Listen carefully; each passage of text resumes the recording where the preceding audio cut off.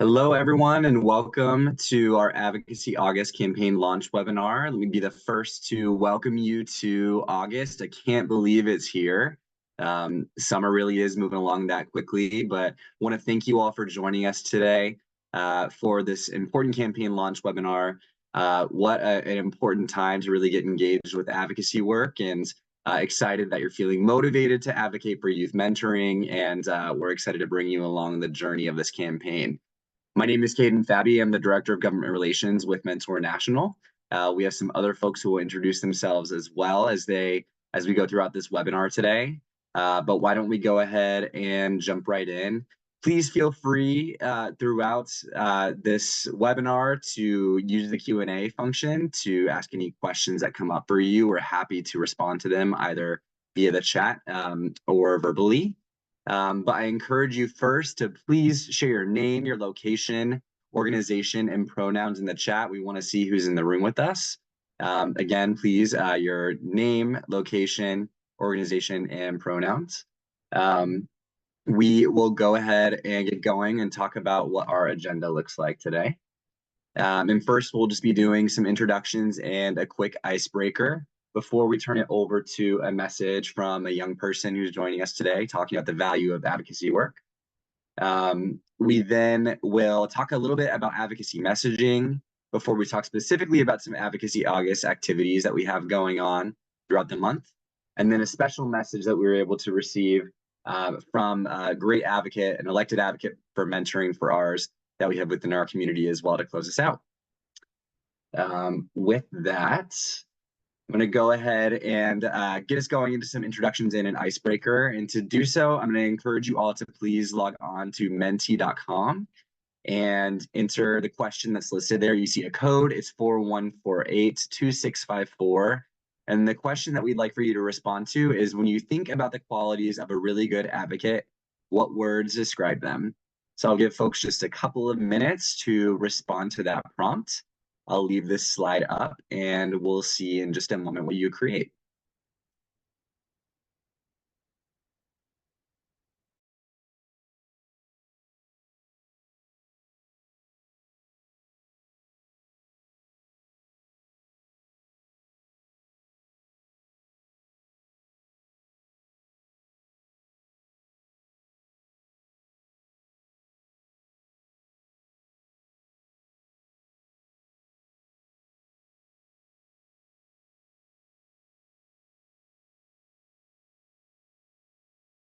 I'm going to put in the chat the website, and you can use this link as well. And again, the passcode is 41482654.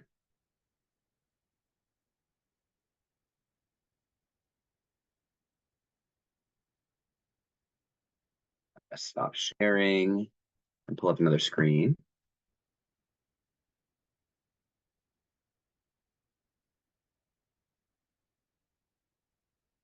Looks like we're getting some great responses here.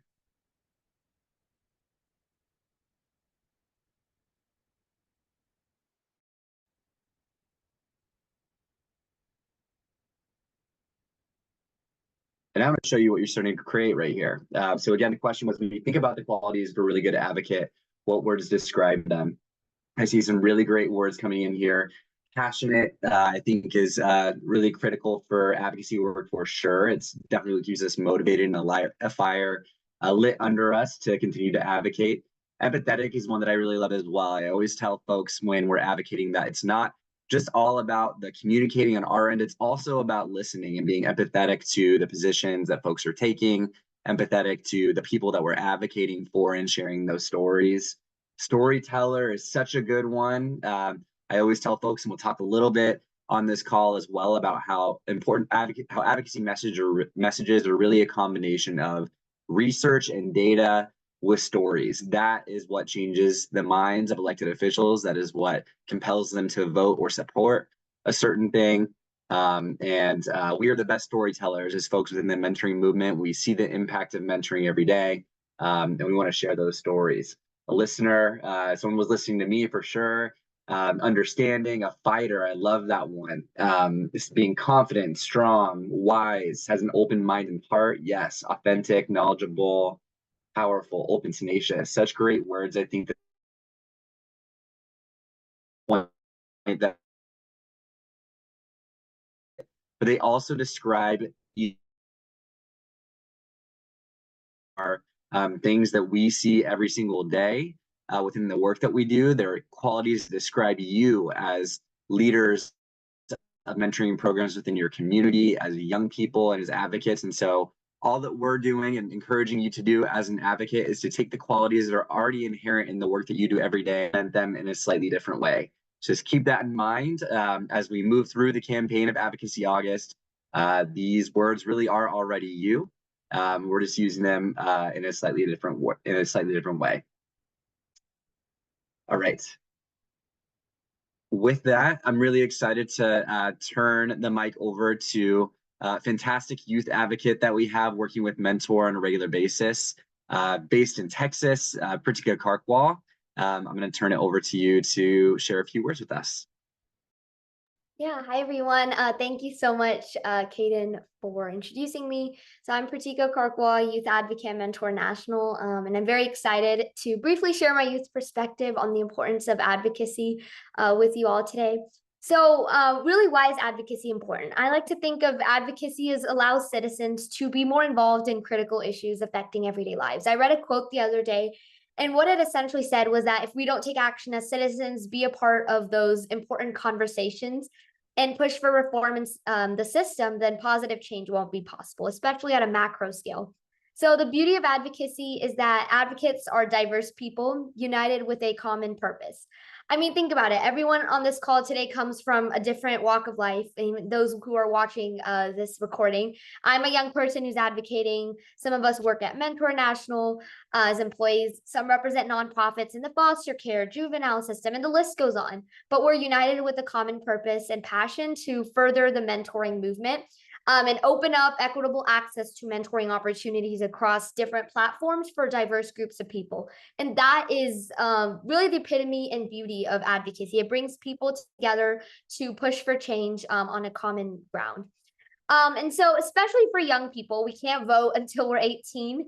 And so, the best way to stay civically involved is through advocacy and voicing our opinions on pressing issues, because that is kind of the only way we can truly express ourselves in the system. And so, I like to also think of that it as like positive change and reform. It happens if we as citizens are cognizant, aware of gaps in society, and then we take an active part in reducing those gaps and breaking those barriers. For instance, the Foster Youth Mentoring Act holds great potential to break barriers for many people. And the Agent of Change program at Mentor reduces the gaps in society by coordinating with mentoring advocates across the nation to expand the mentoring cause and work for more funding in the mentoring field.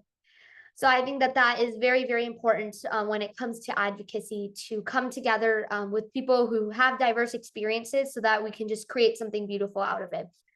So personally, from my own advocacy experiences, I used to think that as a young person, my voice would hold less power and pale in comparison to the more experienced adults in the room. I was scared of sharing my unique experiences and opinions, but through advocacy, which really started for me through in 2023, Mentors Capitol Hill Day. And since then, I've really learned the great importance, especially in the past few years, of young people working to build a future we envision in through these reform movements. So everyone brings their unique voices to the table, as I said earlier, even young people. So as citizens, our voices have great power in propelling the mentoring movement and really any positive change forward. We have our lived experiences and stories to share. And the beauty of advocacy, regardless of what age or experience you come from, it's like we all come together and we're like diverse pieces of a collage working to create one big masterpiece. So advocacy is definitely a very exciting experience as I've learned, and for everyone on this call. And I really encourage we're all going to work together and be an active part pushing for positive change, because change really comes when we have that courage to champion reform and ask to change the system. So you can advocate anytime, anywhere, but what better time to initiate advocacy than Advocacy August, a time for advocates to expand mentoring opportunities across the nation through more funding. And it's a great time to start and gain momentum because others across the country are advocating at the same time. So we're kind of all working together, and that will allow us to have a more collective impact. So at the beginning of today's call, Kaden kind of summed up what brings change, and that's like facts and statistics put together with personal stories. And so today's webinar will further kind of delve deeper into different avenues we can pursue to advocate and bring reform and change. So let's overall, let's work together to build the future we envision. I can't wait for everything that we achieve together. So thank you. Thank you, Pratika, for sharing the youth perspective, and just a great reminder of, I think, why we even do this campaign in the first place, and why we advocate for mentoring and why we care about this work, is because, as Pratika said, young people cannot vote until they're 18 years old. It's incumbent on us as leaders in the mentoring movement, as folks involved with mentoring programs, to support our young people and lift them up, and advocate as much as possible to support them. So just thank you for your excitement and for being here today. And with that, we'll keep on going with the rest of the webinar. And we're going to talk a little bit about advocacy messaging now.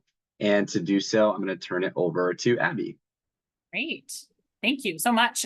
So thank you everyone for joining us today. And thank you to those of you who are going to listen to this in the future. We really appreciate it.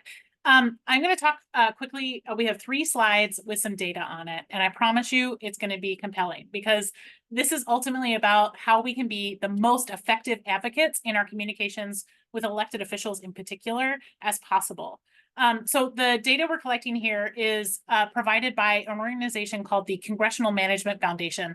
They're a really interesting group who've had decades of working relationships directly with congressional offices from a completely nonpartisan perspective. In the past, they used to help them design effective websites, especially early on when websites were far less engaging and were more very static pages with information.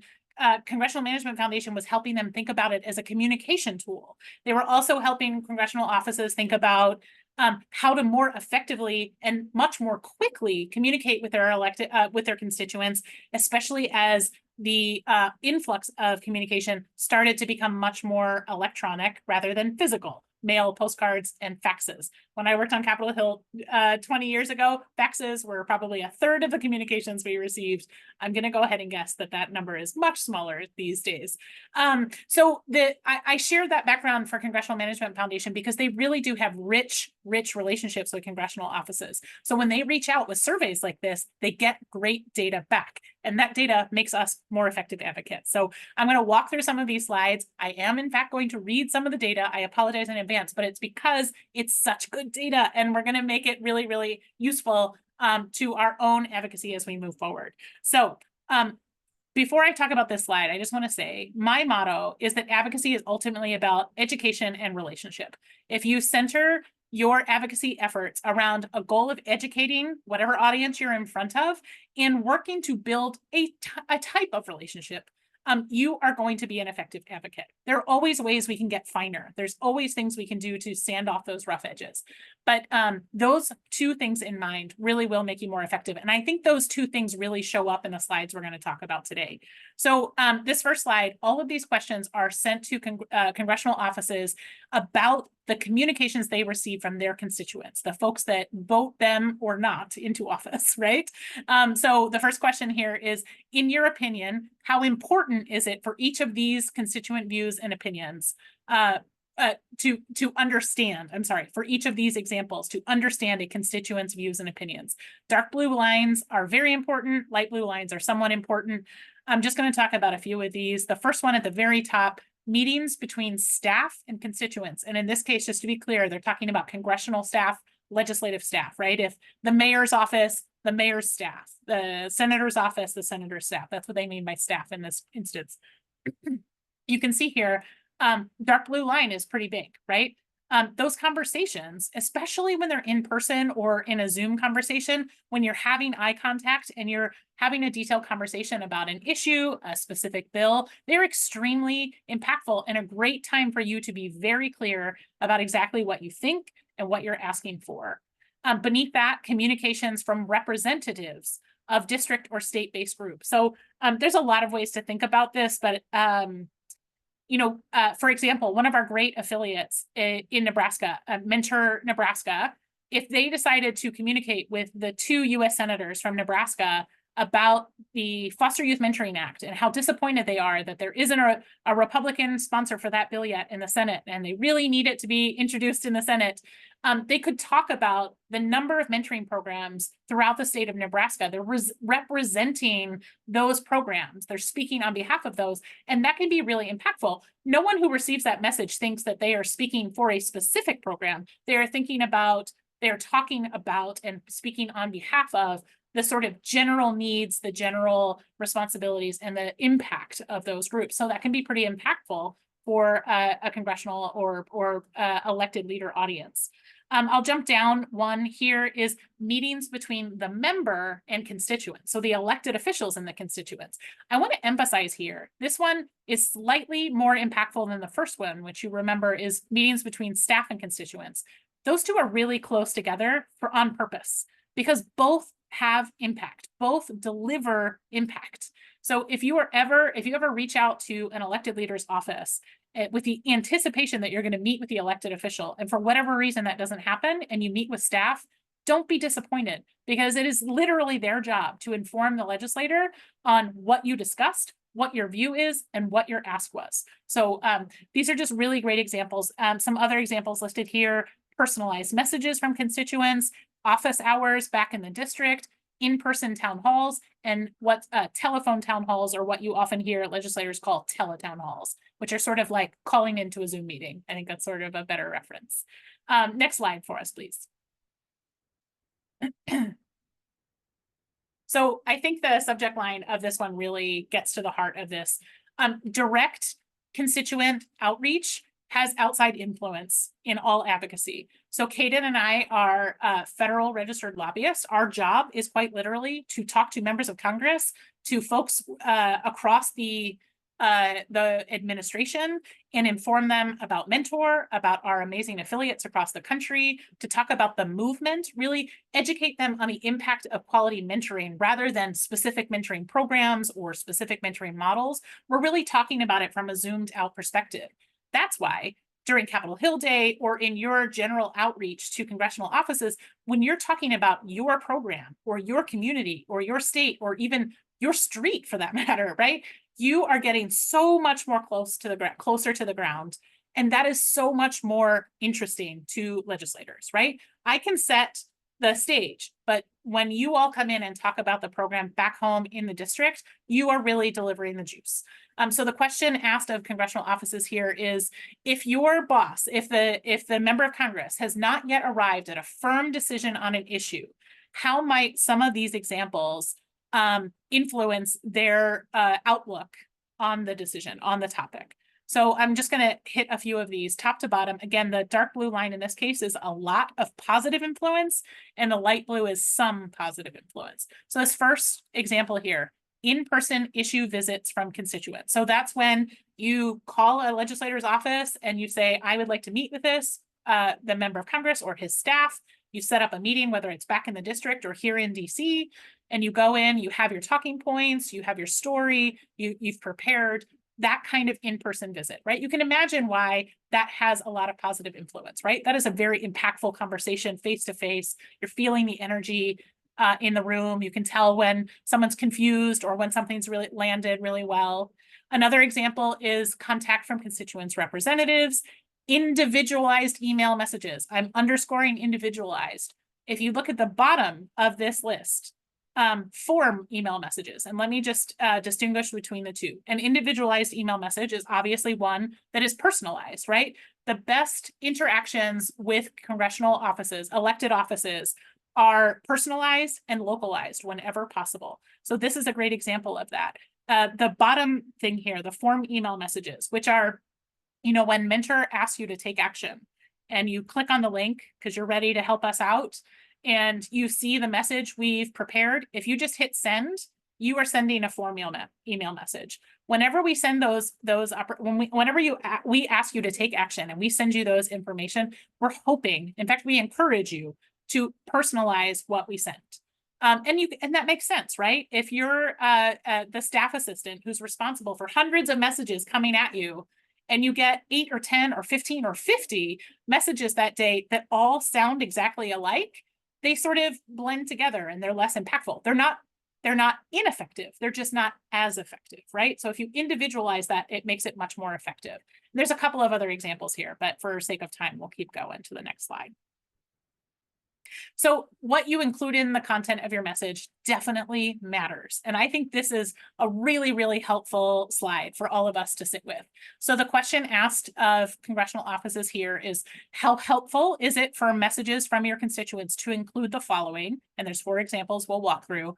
And how frequently do messages from constituents include the following?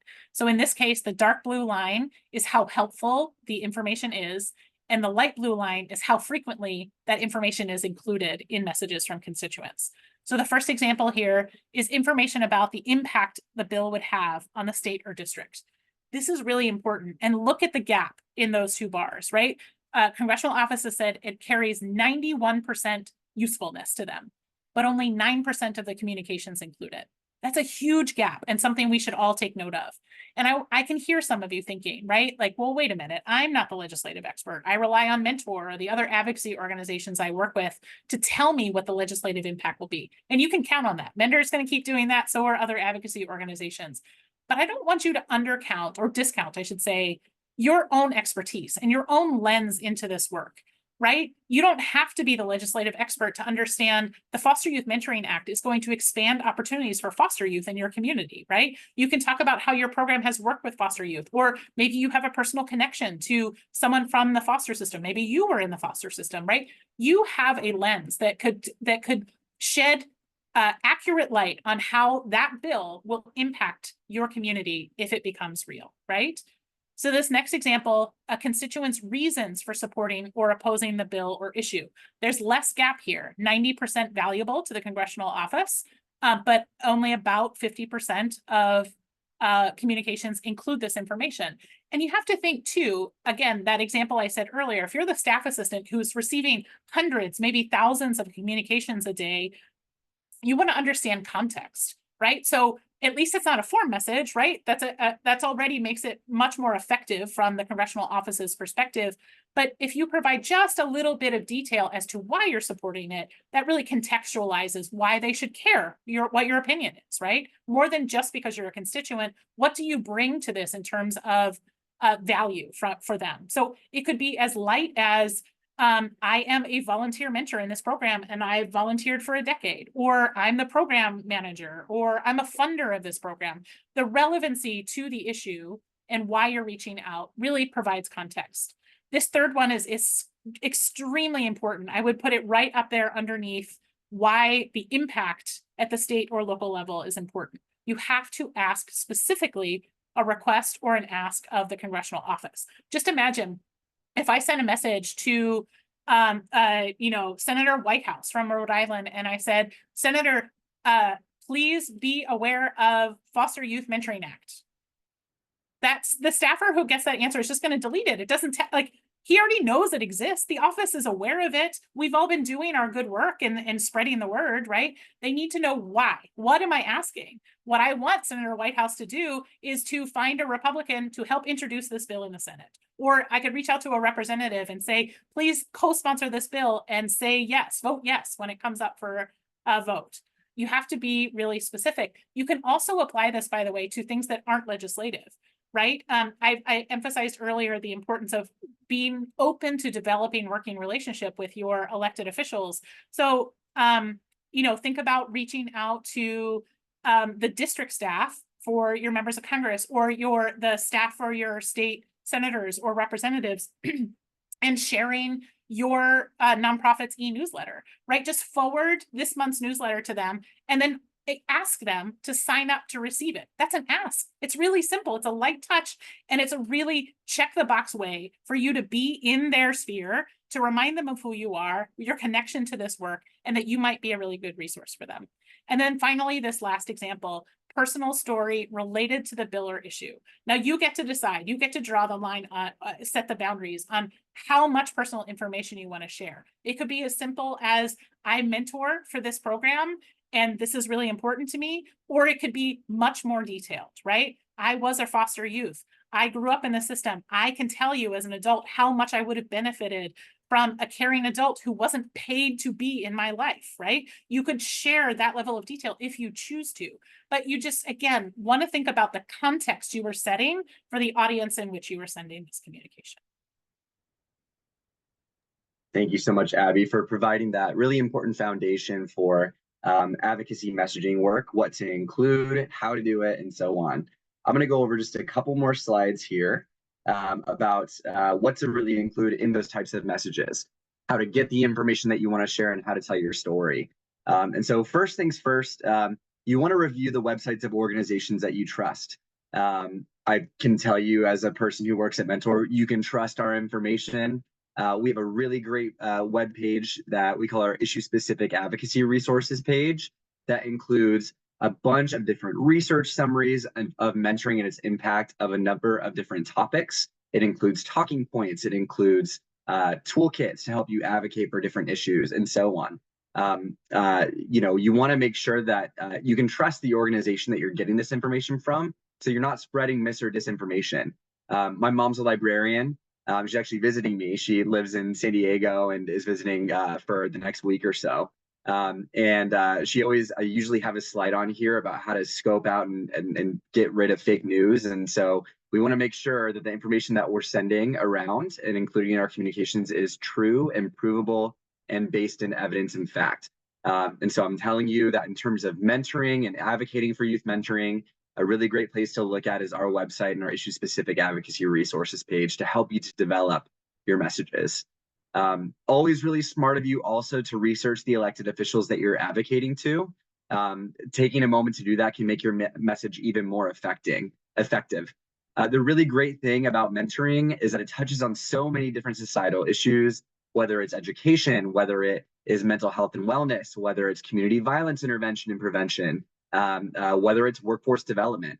Mentoring really does have a piece in each of those different spaces. And so you, through doing research on your elected official, can identify what they're already passionate about and what they care about, and sort of tweak your messaging to align with how they or what they care about. And so it's smart to do that initial research. Mentor has a legislative scorecard on our website, mentoring.org/advocacy, where you can look at all of your elected officials in Congress, the ones that represent you from your state, and you can see where they stand on each of the different issues that we advocate for. Do they co-sponsor or support the Foster Youth Mentoring Act?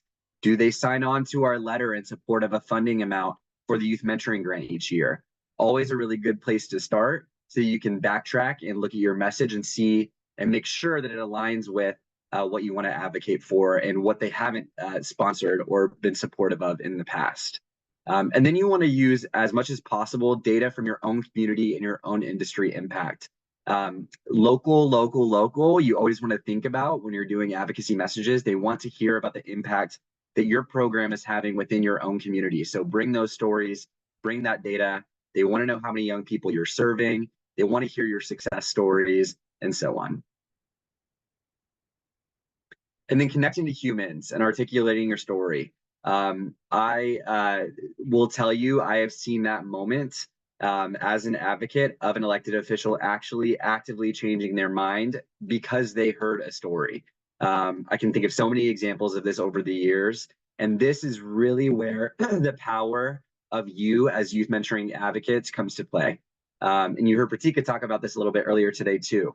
Getting the confidence to share her story, the office eventually taking into consideration what was shared because of what the story that was shared. And so just some questions to keep in mind as you are shaping sort of your story that you want to share through your communications.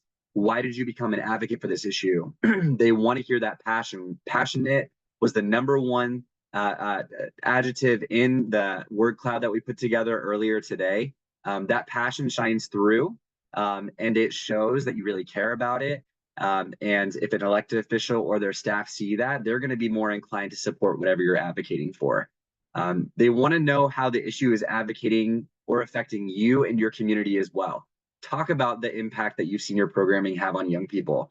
Talk about the young people who have achieved success in school or gotten back on track or whatever that looks like because of the programming and the relationships that they have through your mentoring program. Those are really great things to share. And then, of course, always lifting up other people's stories. Friends, family, clients, neighbors, customers, colleagues, whoever who has those compelling stories, sometimes they aren't able to share those themselves or don't know how to share those stories themselves.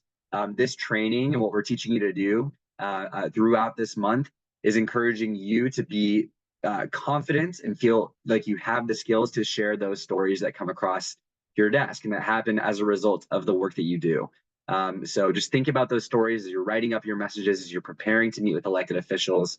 That is what changes hearts and minds.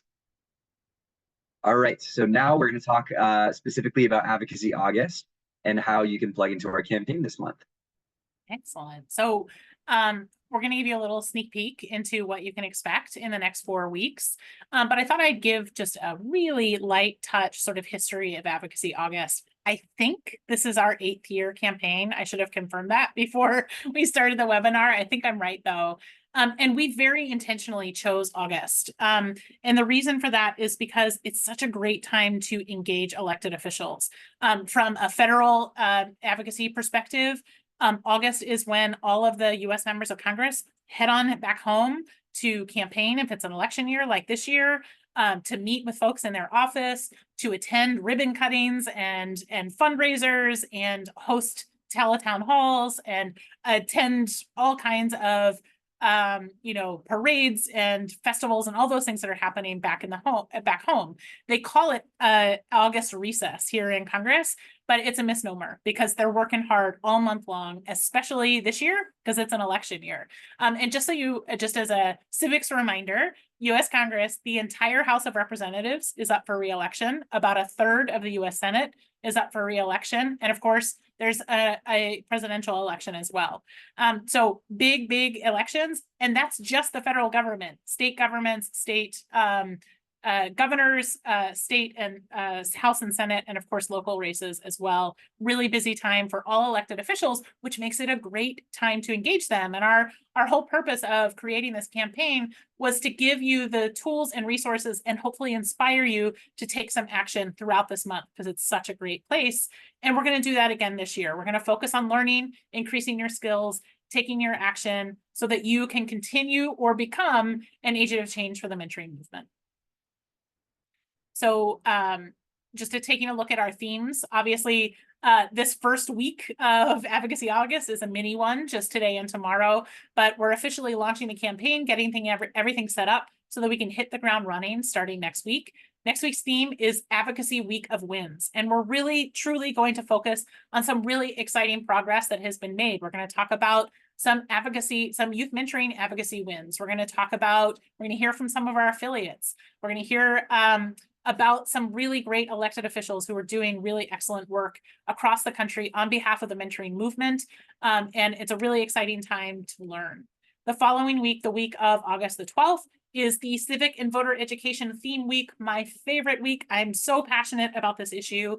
I think youth-serving nonprofits have an obligation to figure out how they can engage young people in voter education and engagement activities and help them explore and be curious about civic engagement, what the democratic process looks like. It shouldn't surprise any of us that many of our young people, many of our young adults are pretty skeptical about things right now. As you understand, things are coming at us fast. But we have an opportunity, and I would argue a responsibility as youth-serving nonprofits to find those ways to help young people explore, to use their voice. Hearing from Pratika earlier was a perfect example, right? And I love what she said, that because she can't yet vote legally, she's using her voice in advocacy. There's ways that we can engage legally as tax-exempt nonprofits. We can engage legally in this work and help young people become inspired to be involved and educated in this work. So really excited for that. The week of August 19th is the Mentoring Movement's Agents of Change. We have an Agents of Change program, which is a specific grassroots training program for 1 or 2 folks from each state. But all of us are agents of change by our impact on behalf of the movement. If you're involved, you're being an agent for change. And we're going to make sure you know about some of the the agents of change from your state. We're also going to spotlight some really exciting events, opportunities, and activities throughout that week. And finally, our final week of August, leading right up to the Labor Day holiday, is Advocacy After August. How are we going to carry this momentum into September, October, November, and December, right through the end of the calendar year, right up to January and National Mentoring Month, which is another fantastic time to advocate on behalf of mentoring. So we have lots and lots ahead of us. Finally, just want to call out, you want to go ahead to the next slide. Two things we really want to draw your attention to. One, we'd like to ask you to register for our webinar on effective strategies for election year impact. That will be on Monday, August 12th. It will, as the title say, be all about how nonprofits can engage in election year activities and make sure that young people are part of those efforts. And we know that 1 p.m. Eastern is tricky for some of you on the West Coast.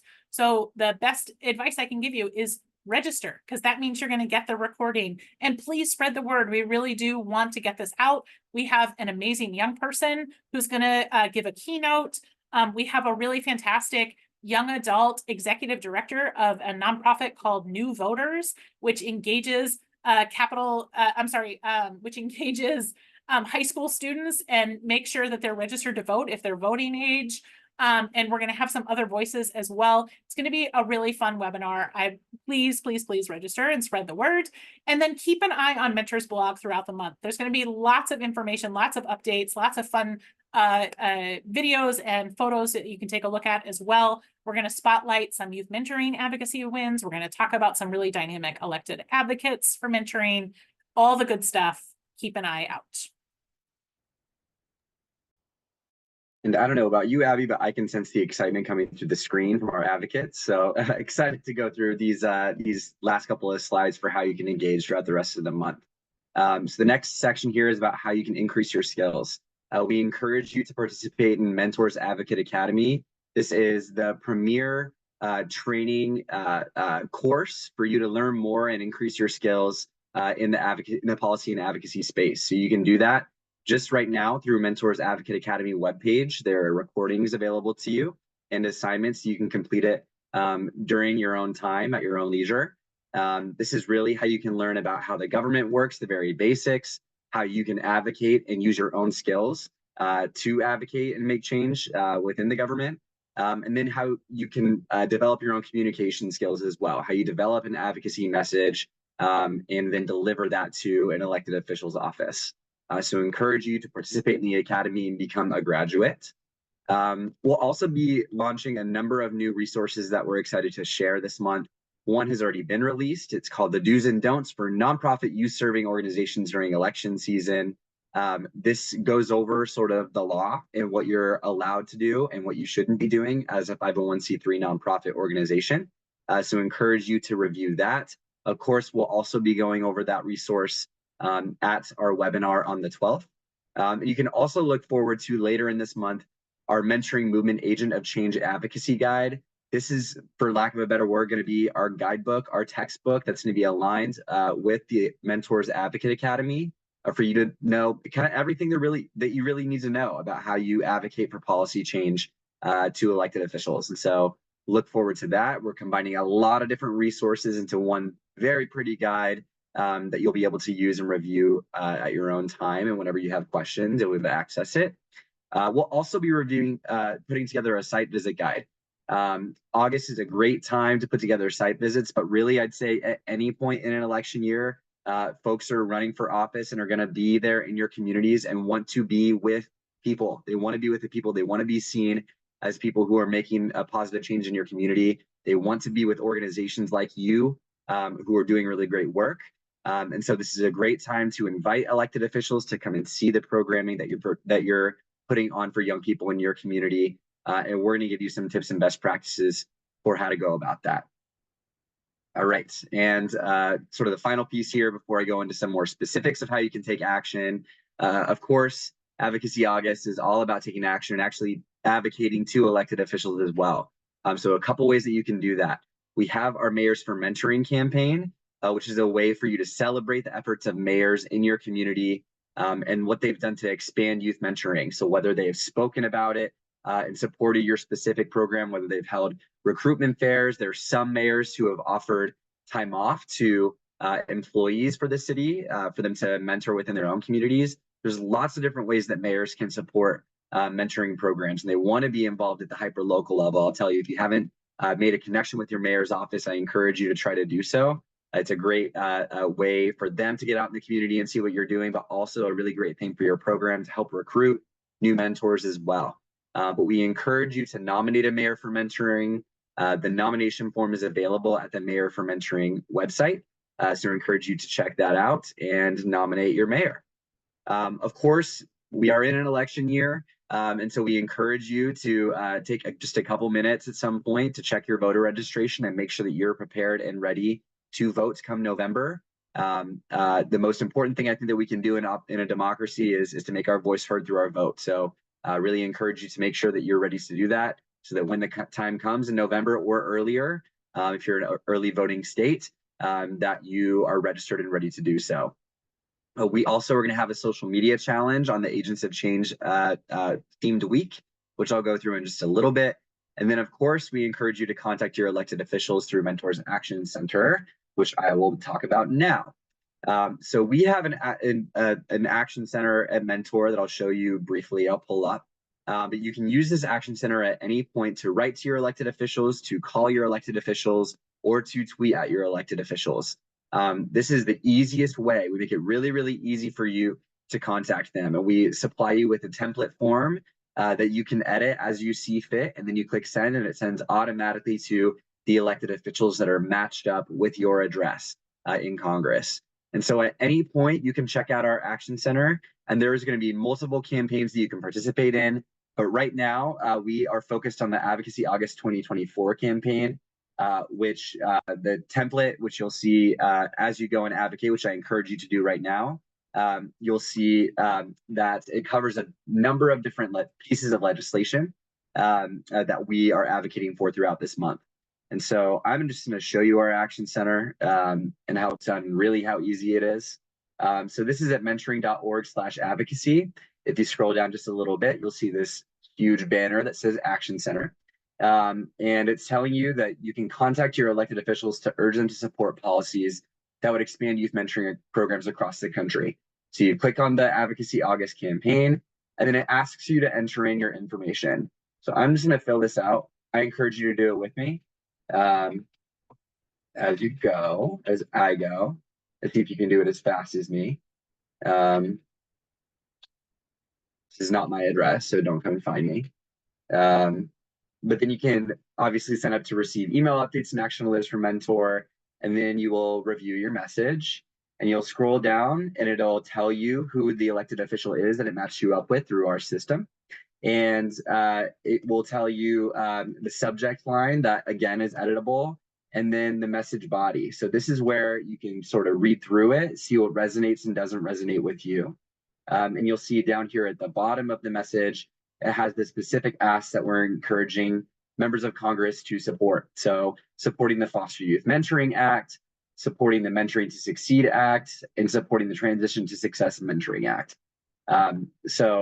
Once you're done, once you feel like you've made the edits and you're comfortable with the message that will be sent, you just click send message, and then you'll receive a thank you. It really is that simple. It's also just as easy to make a phone call. What will happen is you'll click the phone call little widget right here, and it'll populate some talking points for you to use. I will tell you, making phone calls is even more impactful than just writing directly with your member of Congress. We really encourage folks to do that. And again, we try to make it as easy as possible. The nice thing about a phone call is that you can just practice how the conversation will go itself on your own. But I'll tell you that the staffers that you will connect with on these phone calls are just there to listen to you. They're not going to ask you any gotcha questions or anything like that. They're there to listen to you, write down what you're saying, and then report that message higher up in the congressional office. So definitely encourage you to do that at some point this month and talk a little bit specifically about some of the things that we're asking members of Congress to support through Advocacy August. Pretty easy, right? I think so. We have just a couple more slides here, and I'm going to pull up. see from the current slide. All right, and let's talk about our social media challenge. So the theme of the week of August 19th, as we've talked about, is the Mentoring Movement's Agents of Change.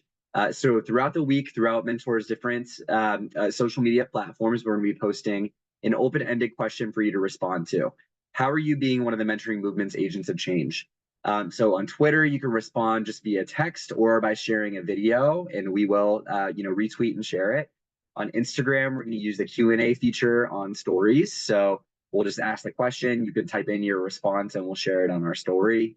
And on LinkedIn and Facebook, it's just an open-ended question that you can respond to in the comments. We want to hear about the impact that you're having in your community.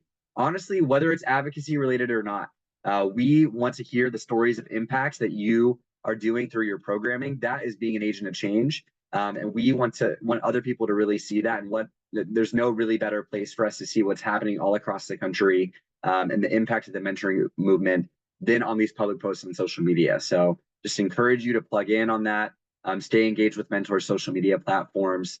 And we will be presenting a template as well for you to create a video if you want to later this month, and we'll be sure that you get a copy of it. But look forward to that, and definitely encourage you to share. All right, one of our final things here is we talked a little bit about our Agent of Change program that we started a few months ago.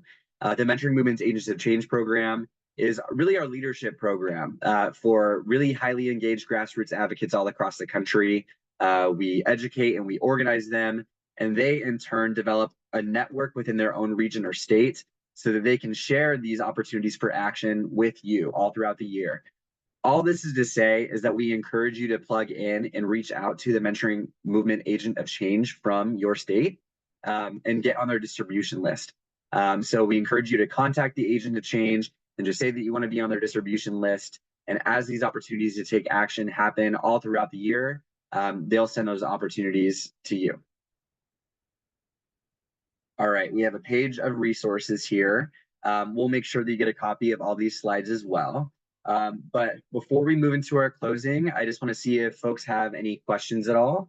You're welcome to use the Q&A feature to ask those if you have any. And while we wait for any pending questions, I will pull up our grand finale.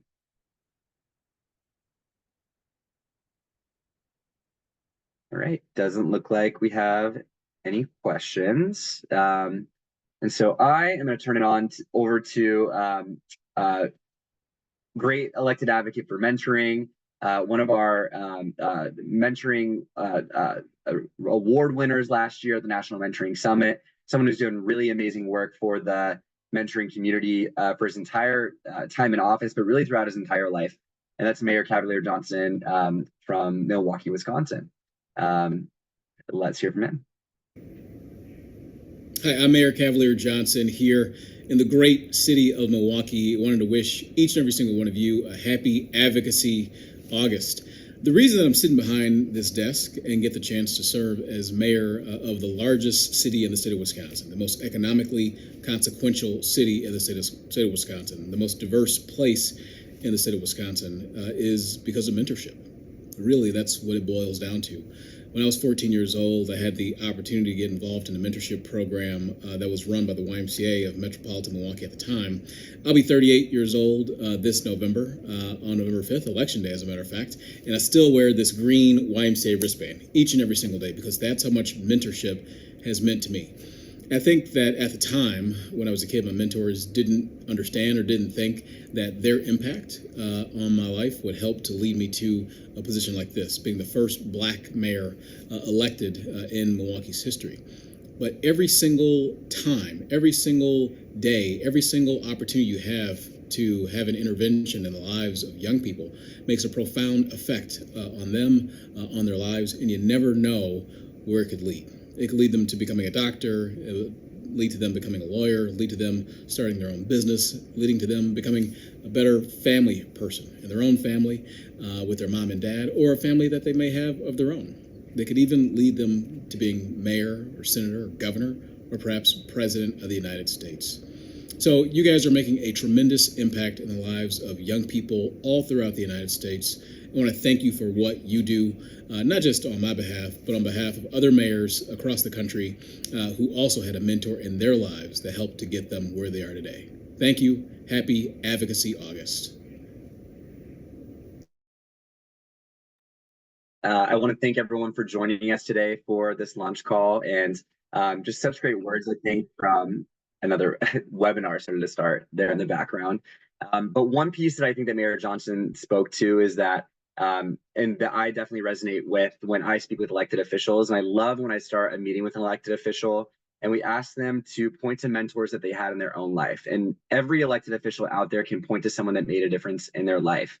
So I think the purpose of our campaign and why we're doing this, why we advocate every single day, is to ensure that every single young person in our country has that person that they can turn to. And whether they want to be a mayor or the president of the United States or an elected official, or whether they just want to be happy in their everyday life, our job is to ensure that every single young person has someone that they can turn to when times get tough. So let's work together. Let's work together to create a collective impact through Advocacy August and really make a difference. I know that as a community, we can do it if we work together. And thanks so much again for being here today. We hope you'll plug in for the rest of the month, and feel free to use myself and Abby as a resource if you have any questions or need further support. Thanks, everyone. Have a great rest of your week. Thanks, everyone.